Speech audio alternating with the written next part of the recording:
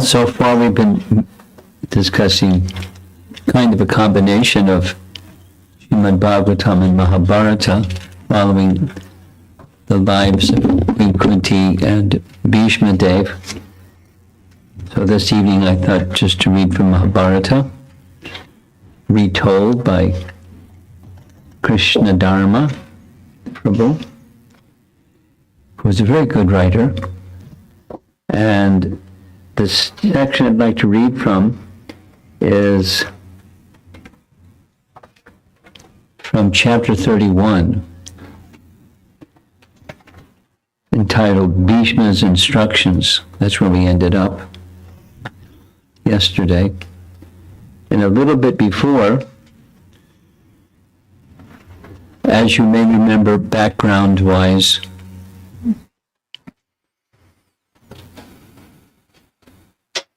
Krishna is in Dwarka, and he's together with his ministers, and he's not the king. Yudhishthira is the,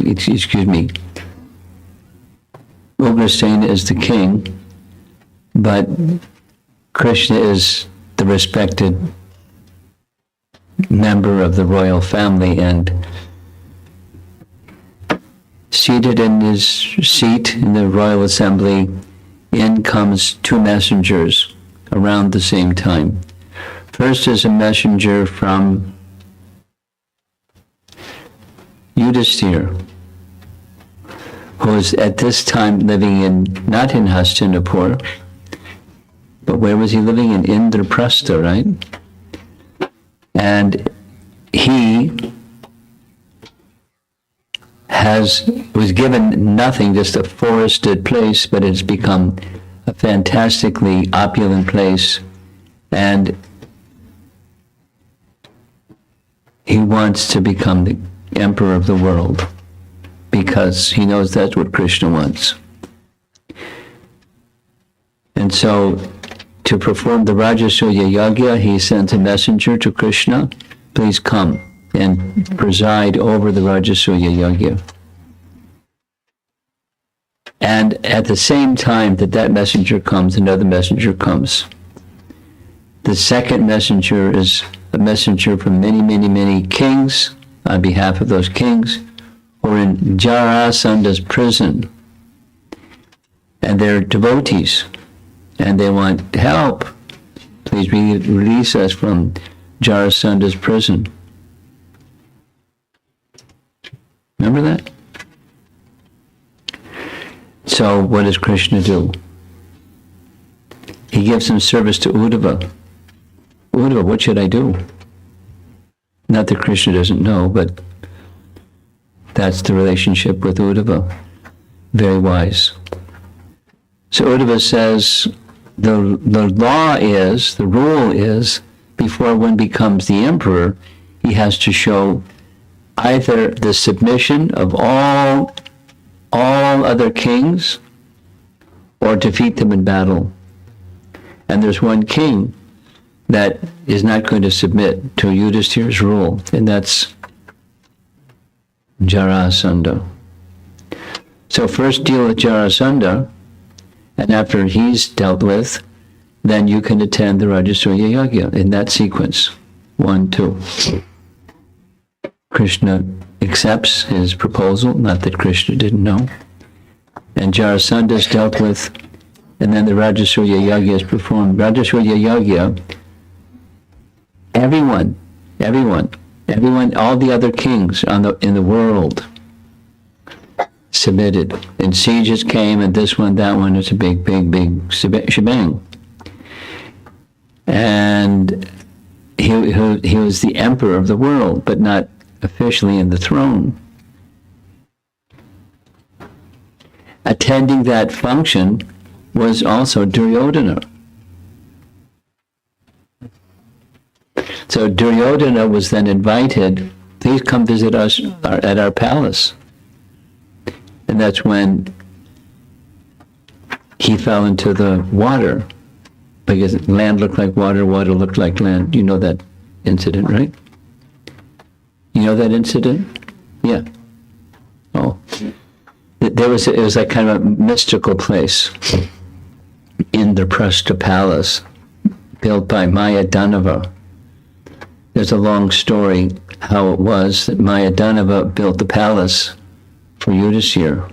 So skipping the long story, because I want to read from Mahabharata. He built the palace. He wanted to do something to reciprocate with Arjuna. Arjuna said, I don't need something. That's okay. I don't do something to get something, and I do no business with persons. Krishna said, no, here's some service you can do. You can build a nice palace. Mayadana built a palace, mystical palace, where land looked like water, water looked like land. Duryodhana came as if he was walking across a courtyard and he fell into a pool of water. It was very embarrassing. And everyone started laughing at him. Yudhisthira said, stop laughing, he's a noble person. Krishna encouraged, laugh, laugh, laugh, laugh, laugh. Because he wanted to irritate Duryodhana, so it would end up in, a battle. Krishna wanted it. Because one of the reasons he came was to remove such persons from the surface of the earth. So, the battle happened, and after the battle, the formal, not just in Indraprastha, but the formal coronation of Yudhisthira as the emperor of the world. Part 2, because it already happened with part 1. And attending that was, the who's who of the universe. They came from other planets to participate because it's such an important event. And after the event, Yudhisthira was very sorry about the fact that so many persons were killed. And he was reluctant because of that, but he went through it anyways because that's what everybody wanted and that's what Krishna wanted, and Krishna was there. And Krishna wanted, so he did what Krishna wanted, even he didn't want. Nice lesson. And then he turned to the spiritual master. Who's the spiritual master of the Pandavas? Who's the spiritual master of the Pandavas? Vyasadeva. So he asked Vyasadeva how to atone for the sin. It's not a sin, but he is as if it's a sin. Persons were killed, but it was a religious war, so it wasn't a sin. But he was feeling. So Vyasadeva, here's Vyasadeva. I'm going to start from the previous chapter, 29.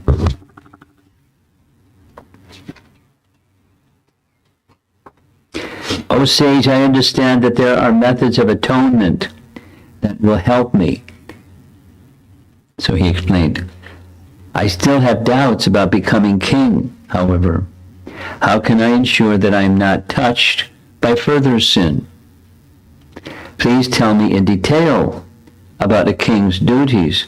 I need to be instructed how such duties can always be consistent with virtue. It seems to me that the acts a king must perform are often vicious and dangerous.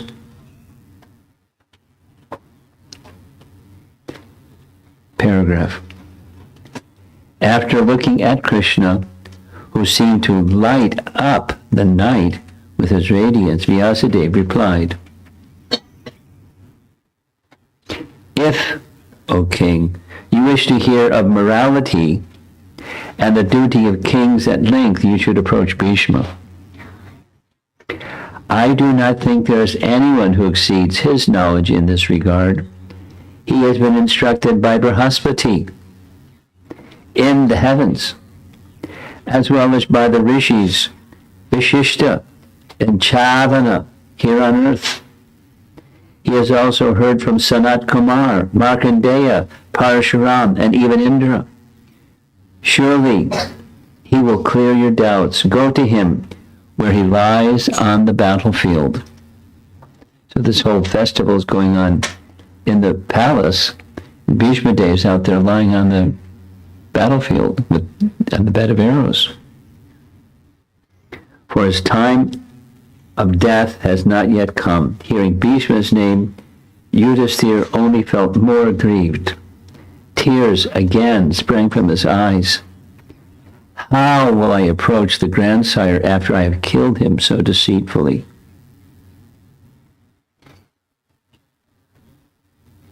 Krishna placed his hand on Yudhisthira's shoulder. Do not indulge in grief. O best of kings, you should do what this holy rishi has said. Go to Bhishma and hear from him about your duties. With your doubts cleared by that great man, you should then satisfy the Brahmins and your brothers and become king. Unequivocal instruction. The discussions had gone on all night. At the first light of dawn, appearing on the horizon, Yudhisthira decided to accept Vyasadev's advice and to go see Bhishma. Rising up for the good of the world, he said, so be it. After getting myself duly consecrated by the Brahmins, I will approach the wise Kuru king, grandfather. But he couldn't go against Krishna's desire, etc., etc. So he got all decorated in royal attire because he knew that Bhismadeva wanted that. He wanted to see them as the king. Bhismadeva wanted that. As the procession made its way along the road, it is of the whole scene. Yudhisthira made his way toward the Kuru palace, where he was greeted by pleasing speeches made by leading citizens, etc. Yudhisthira's chariot then took him through the broad palace gates and into the compound. Brahmins chanted Vedic mantras to invoke auspiciousness as Yudhisthira stepped down from his car and went into the temple. He bowed before the deities, worshipping them with gems, garlands, and incense. When he emerged from the temple, he saw Brahmins waiting and carrying sacred articles. They uttered blessings and worshipped him, and he made his way to the assembly hall. Among the Brahmins was a Rakshasa in disguise. His name was Charvaka, and he was Duryodhana's old friend. Although he was dressed like a Brahmin, he reviled Yudhisthira. Oh, son of Kunti, all these ascetics have made me their spokesman.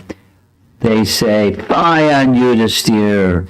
He is a wicked king, and he has destroyed his kinsmen. It would be best if he now gave up his life. Hearing Charvaka's words, the Brahmins sent up an angry roar. They then fell silent in shame. And none of them agreed with Charvaka, and they looked anxiously at Yudhisthira, who bowed his head and said, O Brahmins, be pleased. It is exactly as you say. Do not cry fie upon me, for I will soon cast off my life.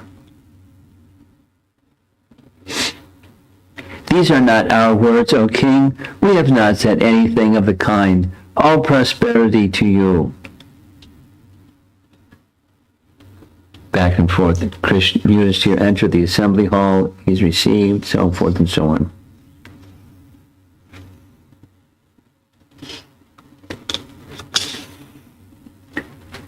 The noble Yudhisthira was concerned that Dhritarashtra would now be disregarded or even ill-treated.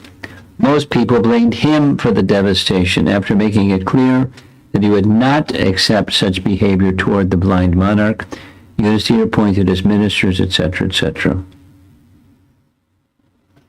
The morning following the installation, Yudhisthira thought again of Bhishma. It was time to return to the battlefield. The Pandava king went to consult with Krishna. When he entered Arjun's palace, he found Krishna sitting on a large white sofa, bedecked with gems.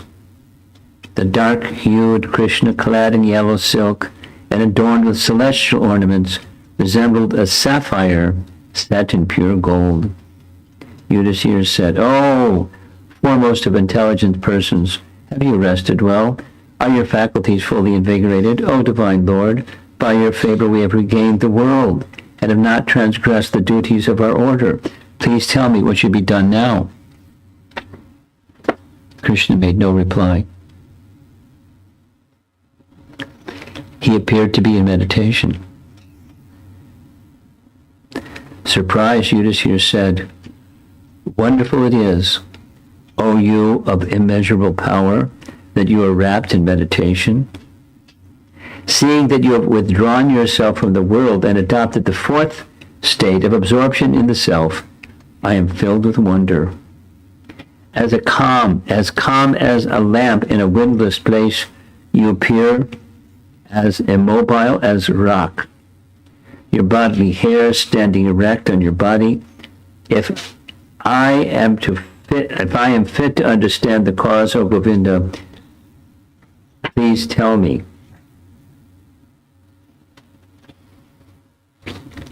Returning to external consciousness, Krishna replied, "That foremost of men, Bhishma, who now lies on a bed of arrows and is like a fire about to be extinguished, is thinking only of me. Thus is my mind also concentrated on him. My mind is fixed in him, the twang of whose bow and the slaps of whose palms not even Indra could bear. I was thinking of him who carried away the 3 princesses of Kosala after defeating the world's kings. I was wrapped in thought of he who fought for 23 days with Parshuram before the sage finally admitted his inability to overcome that best of his own disciples. Controlling his senses and concentrating his mind fully on me, Ganga's son seeks my refuge. It was for this reason that I fixed my mind on him."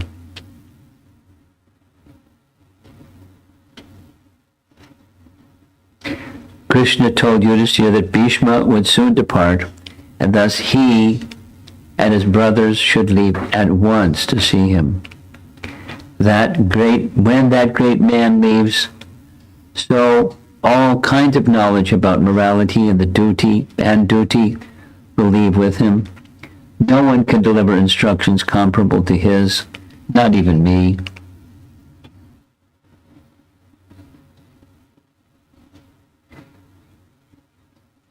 Suppressing his tears, Yudhisthira replied, "What you have said about Bhishma is true. I have heard of his greatness from the Brahmins. Now you, whose words are truth itself, have confirmed the same. If you are pleased to show us favor, O Madhava, then accompany us as we proceed to where Bhishma lies. When the sun turns toward the north, some days from now, he will leave for the heavens by his own sweet will. Let him see you one more time before then, dear Krishna. You are the shelter of the eternal Brahman and the final resting place of all beings."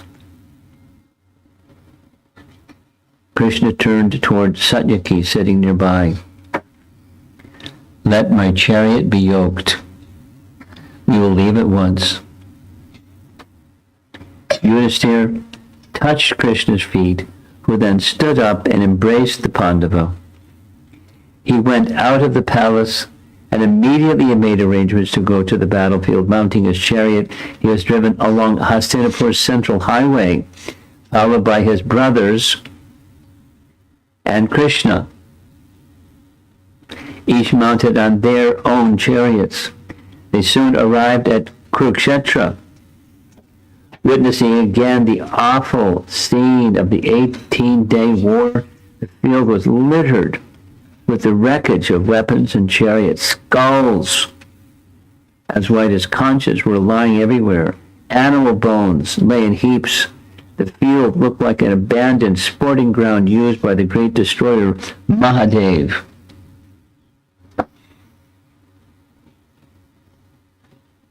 Bhishma was surrounded by ascetics. His body shone like the setting sun. Seeing him from a distance, the 5 Pandavas and Krishna got down from their chariots and approached him on foot. They offered their obeisances to the rishis and prayed for their blessings, then took seats around Bhishma, who lay perfectly still on his arrow bed. Krishna, with tears running down his cheeks, said, "O hero, is your mind and understanding still as clear now as before? I hope you are not overwhelmed by pain or grief. Surely it is wonderful that you have been able to maintain your life in such a condition. I do not think anyone else in all the worlds could have done this. Nor have I heard of anyone as devoted to truth, penance, charity, sacrifice, and virtue. None can equal you in prowess or in Vedic or moral knowledge, O mighty armed Bhishma. The Brahmins have described you as a Vasu, but I consider you more powerful than those gods. Indeed, you are equal to Vasava himself, the great king of the gods." Paragraph. Krishna had told the Pandavas how Bhishma had formerly been Dhyau, the leader of the Vasus. By Vashishta's curse, whom the Vasus had offended, they had been obliged to take birth on earth. Although the Rishi had granted that they could soon return to heaven, he ordered that Dhyau, how do you pronounce his name? D-Y-A-U. Dhyau. Okay. Remain on earth for some time, as he was the Vasu's leader. The Vasus were born as Ganga's sons, but she had cast each of them into the Ganges at birth so that they could quickly return to heaven. When Bhishma was born, however, she had not cast him into the river. Rather, the other Vasus had endowed him with their own power, and he had become equal to all of them combined. Thus, he was invincible on earth.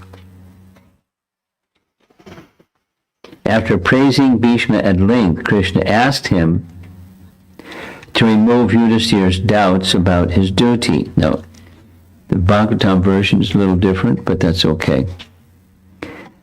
Dispel the sorrow of the Pandu's eldest son. He is distracted by grief because so many of his kinsmen were slain in the battle. Other than you, O foremost of orators, none can destroy the doubts that arise regarding duty. Persons like you live only for others' benefit. Salus, Kunti's virtuous son, whose mind is heavy with anguish.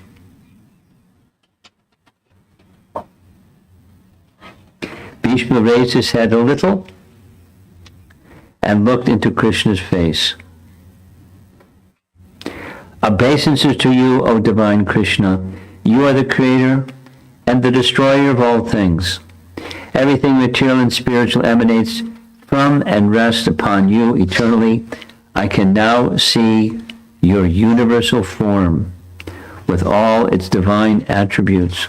I take refuge in you, O Lord, and beseech your mercy. Tell me, O all-powerful Supreme Person, what will be the best for me now? I desire only to reach your blissful abode.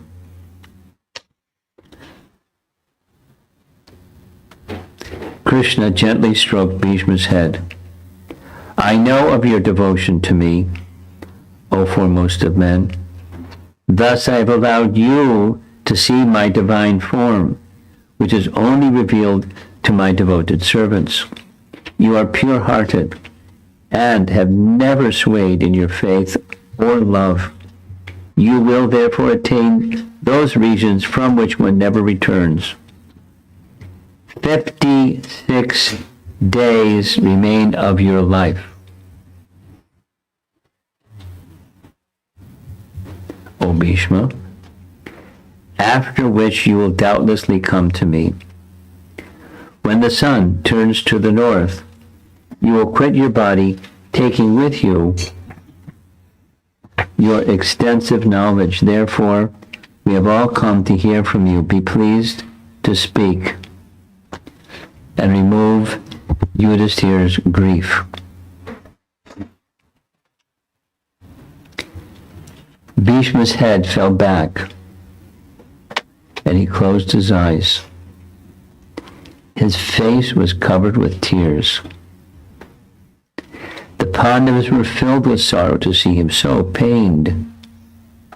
They sat with their heads bowed and their palms folded as Bhishma replied, O Great One, O Narayana, O Lord of all the worlds, my heart is filled with joy upon hearing your words, but how can I say anything in your presence? You are the reservoir of knowledge. He who can speak on heaven before Indra will be able to speak about morality and duty in your presence. Furthermore, O Keshava, I'm too much pain. I'm weak, and I can barely speak. My strength is leaving me, and my understanding is clouded. I can hardly discern anything. I think it is only through your power that I live at all. You should therefore speak for Yudhishthira's benefit, for that and for that of the world. How can I speak, a disciple, before his guru? The autumn sun was warm, and Bhishma was shaded with a large umbrella. The cries of vultures and hyenas still ranging about the battlefield was covered by the Brahmins chanting auspicious mantras. The Kuru grandfather, who was being fanned with a white chamara, felt overwhelmed by divine love as he gazed at Krishna. Krishna smiled. Your words become you, O powerful one, who are a great soul and the foremost of Kuru's race. Regarding your pain, hear now the boon I will grant you out of love. From now until you die, you will be free of pain. Hunger, thirst, and bewilderment. Your perception and memory will remain unclouded, and your mind will be peaceful. Your knowledge will be as clear as to you as fishes in a still lake. Thus, you will be able to answer all of Yudhishthira's questions. As Krishna spoke, a shower of flowers fell from the sky. The rishis praised Krishna, while the gods played divine instruments. A cool, fragrant breeze blew, and everything became peaceful. Even the animals and birds were silent. The sun was setting. Krishna told Bhishma that he and the Pandavas would return the next morning to hear him speak. After they had bowed before the grandfather, they left on their shining chariots, going to their nearby riverside encampment to spend the night. Then there's a break. The next day, Dhaumya led the Pandavas and Krishna back to Bhishma as he rode out from the camp on a chariot as bright as fire. Yudhishthira resembled Kuvera, surrounded by the Guyakas. We heard that. It's the same message as Bhagavatam. Krishna and Arjuna were seated on the same chariot, and they appeared like a couple of resplendent gods. All three were worshipped by Brahmins as they headed out, followed by Dhritarashtra and Gandhari. and thousands of other citizens, all of whom desired to see Bhishma one last time before he departed. When the Pandavas arrived, they dismounted from their chariots and bowed at his feet. Krishna bowed with them. The hundreds of rishis surrounding Bhishma stood aside to allow Yudhishthira and his companions to approach. The Pandavas saw that almost every famous sage from all parts of the universe had now arrived. Here's the guest list. Parvata, Narada, Vyasadeva, Bharadwaj, Parashuram, Asita, Gautama, Atri, Kashyapa, Angirasa, and many others.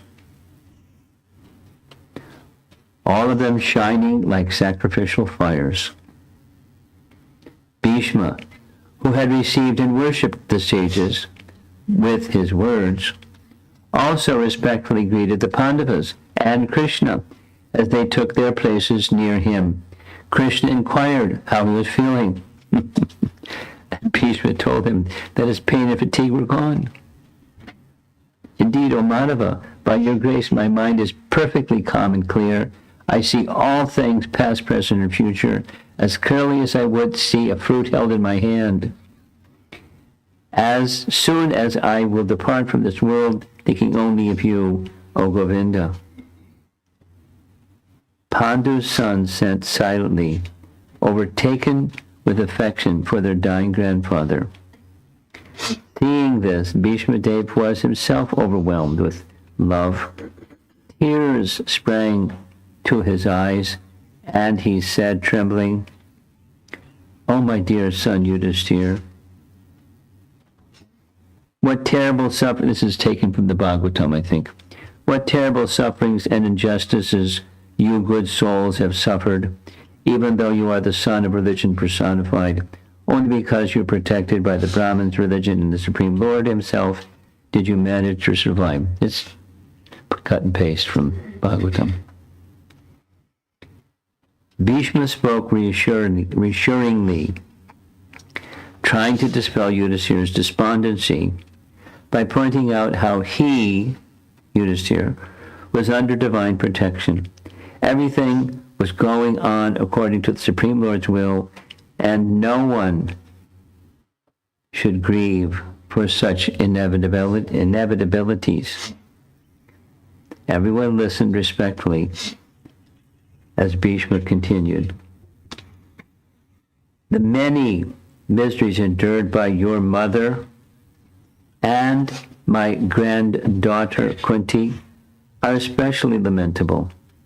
Upon the great Pandu's death, she became a widow with many children, thus suffering. Later, she suffered more due to your sufferings. In my opinion, this is all due to inevitable time, under whose control everyone and every planet is carried, just as the clouds are carried by the wind. Surely the effects of time are irreversible and all-powerful. Notice how he's weaving in the Bhagavatam and Mahabharata. How else could there have been such difficulties in the presence of Yudhishthira, the son of Dharma, and the invincible Bhima and Arjuna? Above all, how can one suffer when he has a well-wisher, as a well-wisher, the Supreme Lord?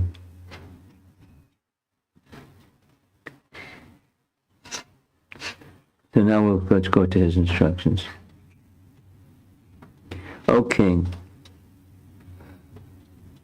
looking at Yudhishthira, only great personalities such as Shiva, the godly Rishi Narada, and the divine sage incarnation Kapila know about Krishna's confidential glories by their own direct relationship with him, my dear child Yudhishthira. That personality whom, out of ignorance, you thought to be your maternal cousin, your very dear friend, well-wisher, counselor, messenger, and benefactor, is in fact the Supreme Lord of the entire material and spiritual creation. Bhishma went on describing Krishna's position, whom, he explained, was present in everyone's heart as the super soul, equally kind to everyone. He was free from the false conception of differentiation. He did not see other creatures in terms of the body they inhabited. Thus, whatever he did was free from material consideration. Bhishma stopped for a moment, overcome by spiritual ecstasy. Tears flowed freely down his face, and Yudhisthira wiped them away gently with a soft cloth. Recovering his composure, Bhishma continued, "Yet, despite being equally disposed toward everyone, that very Krishna has graciously come before me while I'm ending my life, for I am his unflinching servant." That Supreme Person who appears in the mind by attentive devotion and meditation releases the devotee from the bondage of karma when he leaves his material body. May my Lord, who is four-handed and has a beautifully decorated lotus face with eyes as red as the rising sun, kindly await me at that final moment of my life. Again, it's Bhagavatam, laced in with Mahabharata. Bhishma spoke in a voice that touched the hearts of all present. Krishna returned his affectionate gaze and raised his hand in blessing.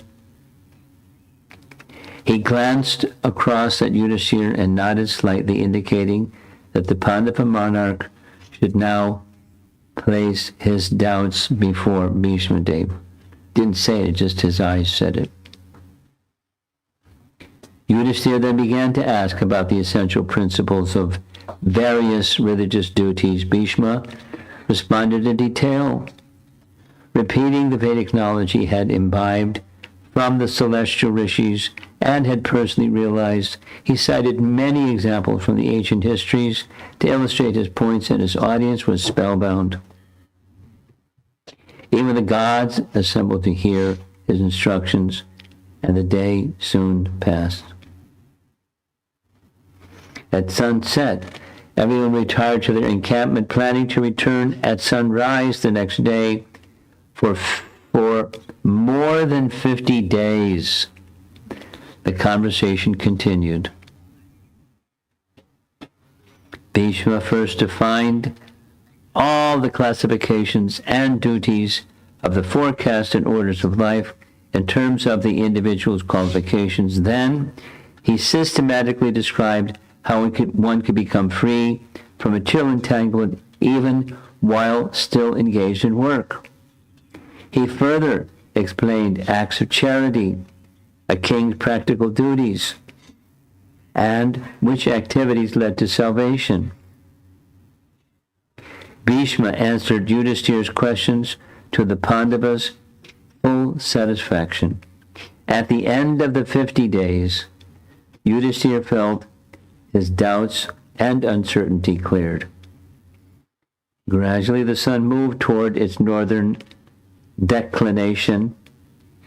As it passed into the northern hemisphere, the time favored by perfect yogis for leaving the world, Bhishma ended his instructions to Yudhisthira and thought of departing. Being completely free of material attachment, he withdrew his mind from everything else and fixed his eyes upon Krishna, who stood before him, displaying four hands and dressed in glittering yellow garments. Bhishma then stopped his sense activity and began to pray to the controller of all living beings. Quote, "Let me now invest my thinking, feeling, and willing, which were so long engaged in different subjects and occupational duties, in the all-powerful Lord Krishna. He is always self-satisfied, but sometimes, being the leader of the devotees, he enjoys transcendental pleasure by coming to the material world, although he himself created the material world. He has appeared on earth in his transcendental body, which is blue like a tamal tree. That divine body attracts everyone in the three planetary systems. May his lotus face, decorated with sandalwood pulp, be the constant object of my attraction, and may I not desire any material results from my acts."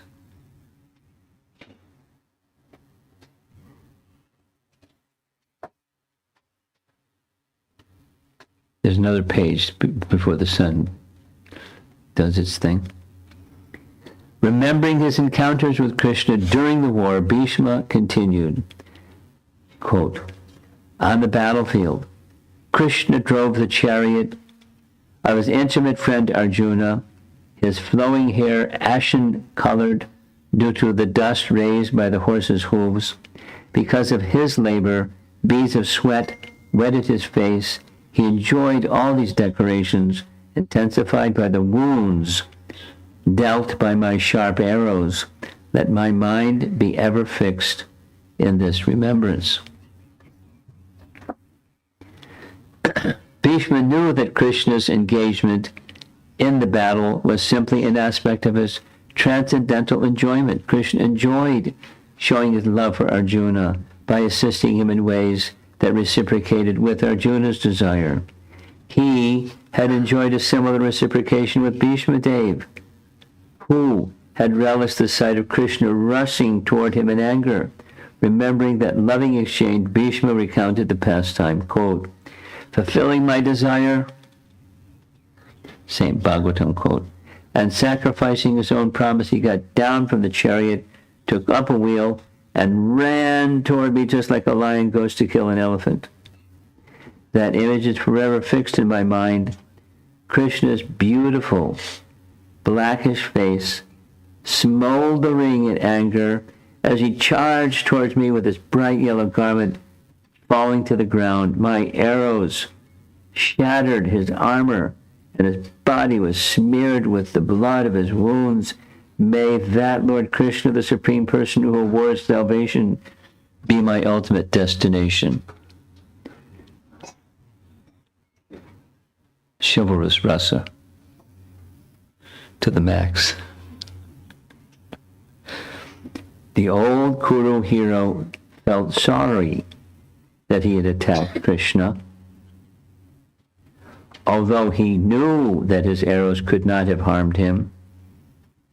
Becoming silent for some time, he meditated deeply upon the incident. He had felt an intense ecstasy when Krishna had come at him in anger. Krishna himself had obviously been experiencing pleasure, enjoying the mood of chivalry created by the fight. Bhishma found himself swimming in the remembrance of that feeling.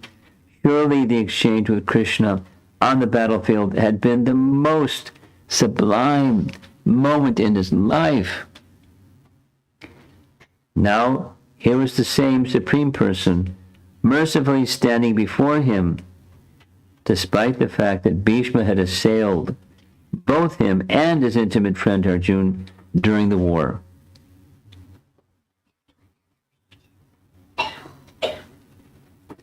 The sun was reaching the meridian, and Bhishma knew his departure was near. He controlled his mind, absorbing it in thoughts of Krishna alone. Thinking of Krishna's many divine pastimes during his presence on earth, he spoke one final time.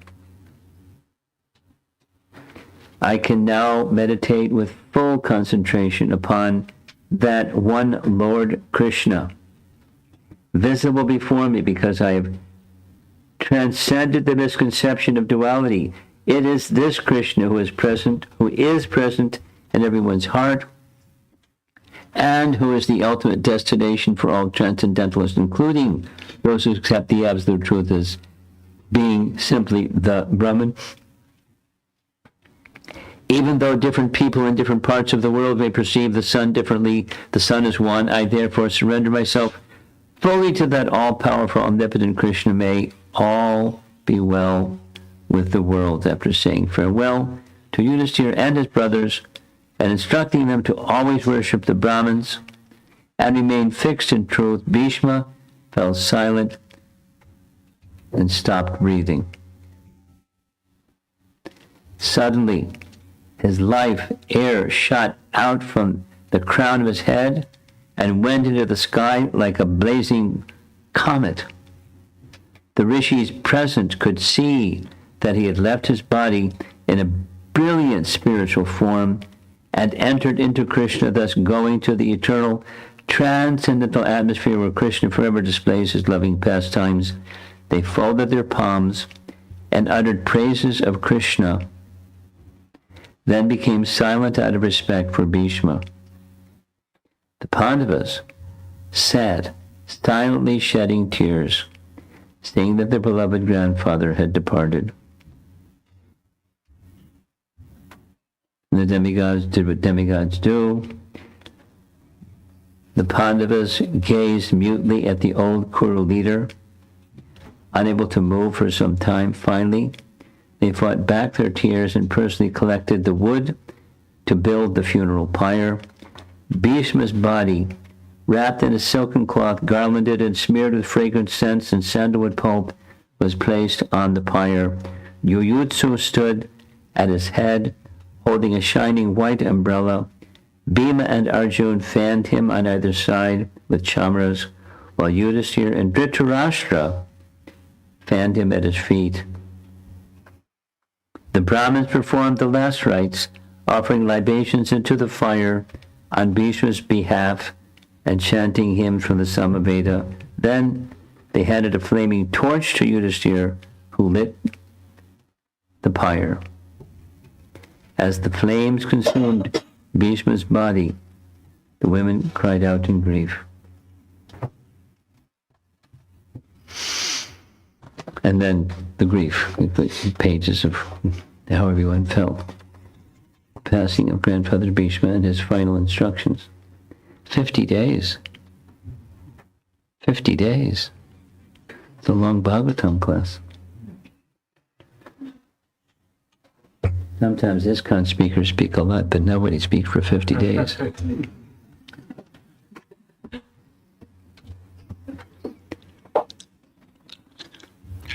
So the intention of going through this, the Mahabharata, and for that matter, the topic of Bhishma, following the topic of Queen Kunti, is just to give some appreciation and glorification of what's the standard of pure devotion, and it can and it does look differently manifest for different personalities, but certainly there's something essential. Humility, perhaps first and foremost, and a mood of love that's maybe a little difficult to understand. I mean, how, even reading this, how Bhishma was happy seeing Krishna with the way he described Krishna, driving the chariot with blood on his chest, etc., etc. Knowing that Krishna was enjoying chivalrous rasa with his devotee. Certainly very different than Queen Kunti. But the singular focus, the happiness of Krishna. For Bhishma Dev, the happiness of Krishna was one of the topmost things, is Arjuna, his dear friend and devotee, and protecting him and befriending him and doing everything for him. And Yudhisthira, the virtuous king, to become installed on the throne, and that meant removing the obstacles of the demoniac kings, which Bhishma could have done himself, but he wanted to see that Krishna would have the Pandavas do it.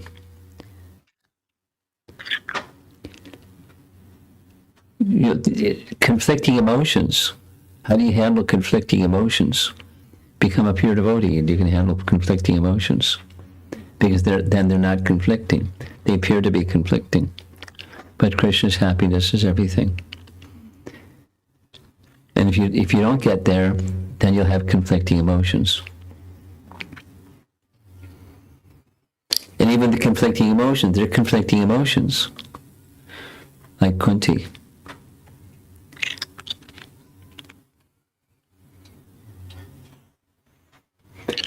praying to Krishna as if she was on the material platform. Anyway, it's Canto 1. It's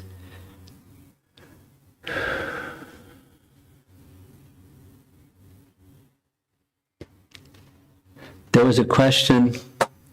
She's not here. She has some other. Your wife had a question about. Yeah. So I have a partial answer. Her question was, because we were discussing Canto 1 a bunch, why is it that Canto 1 is described, or the heading for the canto is creation? So here's a partial answer.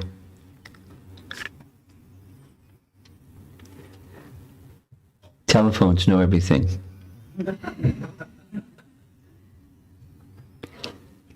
Here's the answer. Let's see.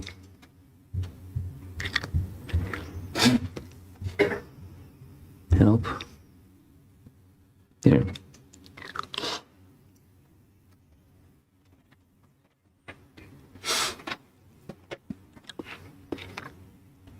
Canto 2, verse number 1, invocation. Prabhupada writes a purport.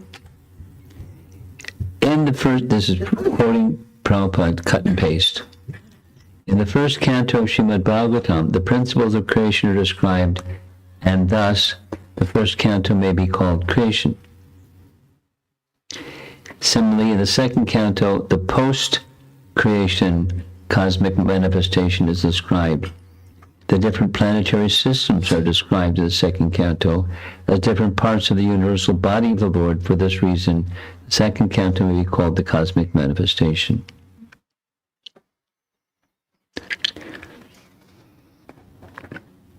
There's more, but we're waiting for verification on the more.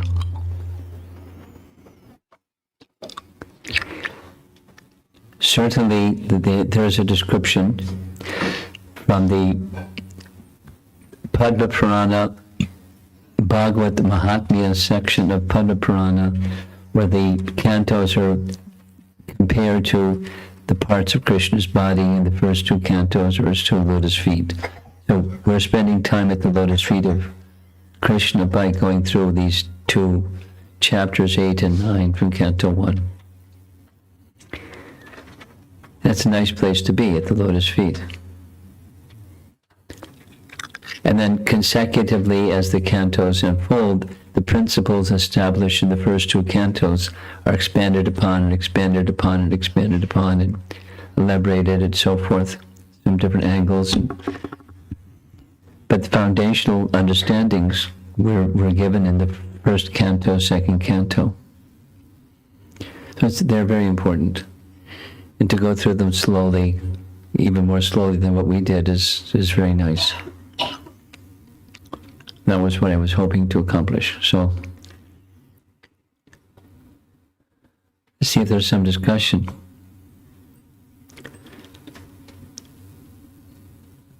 Grandfather Bhishma and his departing words, and it's the whole scene.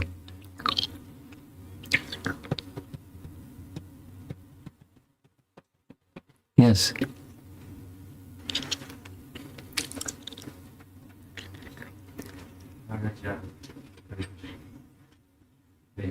You have to push any buttons over here?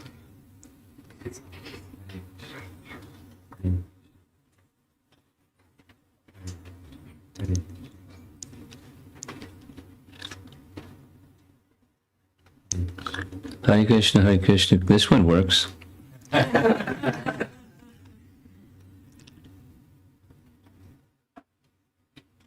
Try without it, just see what happens. Just speak and he'll fiddle. In one place, Srila Prabhupada writes that through the example of Bhismadeva, the Lord wanted to show that even if you are the son, the Ganges, and you're as powerful as Bhishma is, if you are standing in front of you, if you're opposing the Lord, and his devotees, you cannot succeed or prevail. And I was curious, how can we understand that statement? Because on one hand, what he's doing is karma, so just maybe the Lord's plan that is there. Yes. Or it could be that, no, he was, it could be that, well, he really shouldn't have done that. But in general, I just want to understand how to understand that statement. There's multiple things going on at the same time, with different lenses or different layers or different just many things going on. One of the qualities of Krishna is by doing one thing, he's simultaneously accomplishing many things. That's one of his 64 qualities.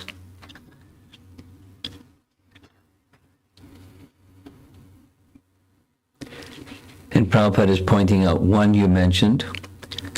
Another Prabhupada mentioned is you don't protect women, you're going to be destroyed, or you're going to have great difficulty. And he should have, could have, but he didn't. So Krishna did. And Grandfather Bhishma had the difficulty that he had. And there's layers and different lenses through which you can see things. But in the higher sense, he's a pure devotee, and he doesn't do anything other than the indication of Krishna. So if he does something or doesn't do something, it's by the indication of Krishna to permit a lesson for us and the satisfaction of Grandfather Bhishma. Now we hear Yudhisthira feeling sorry for what has happened. We don't hear anything about Yudhisthira, about Bhishma Dev feeling sorry about what has happened. Firing arrows, striking Krishna's body, taking the side of Duryodhana. We don't hear any, grief. Fixed in transcendence. So from our perspective, what's it like? We won't know. To do things that seem contrary, but it's for the pleasure of Krishna, so it's not contrary.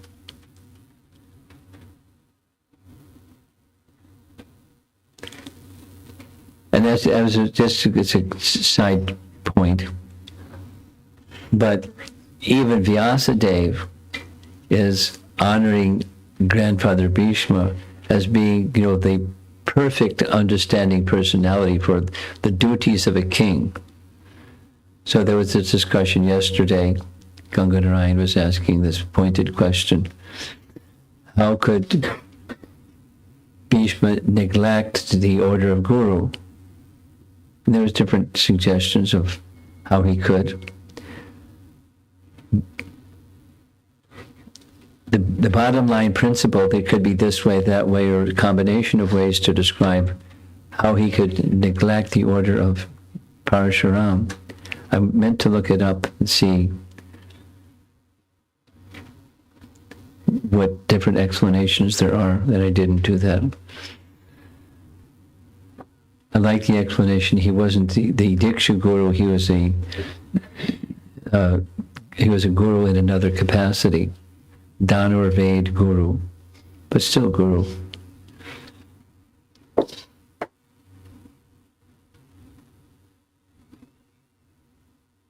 But he's a perfect knower of proper duty and virtue, so he's not a compromiser.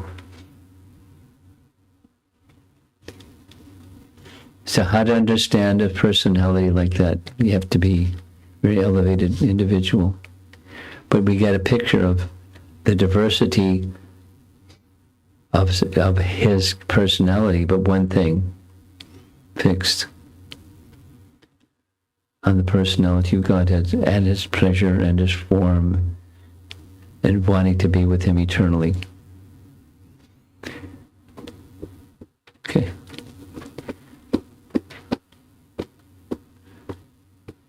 Anything on the ladies' side?